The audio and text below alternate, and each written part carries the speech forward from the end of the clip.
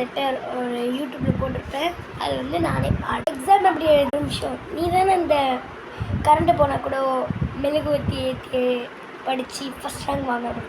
நீ தான் எங்கள் அம்மா உன்னை பற்றி நிறைய சொல்லியிருக்காங்க. அந்த பிள்ளையை பார், மெழுகுவர்த்தி ஏற்றி ஃபஸ்ட் ரேங்க் வாங்கியிருக்கு.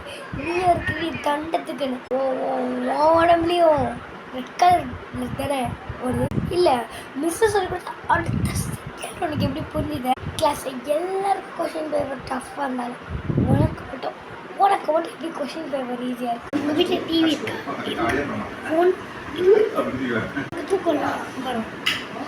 நான் என்ன பண்ண மட்டும் ஃபேஸ் வச்சுருக்கேன். ஒன்று பார்த்த மட்டும் நீ பண்ண கட்டுறாரு. எனக்கு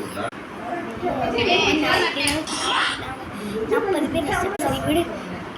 சயின்ஸாக இருந்துச்சாங்க. இங்கே மேக்ஸ்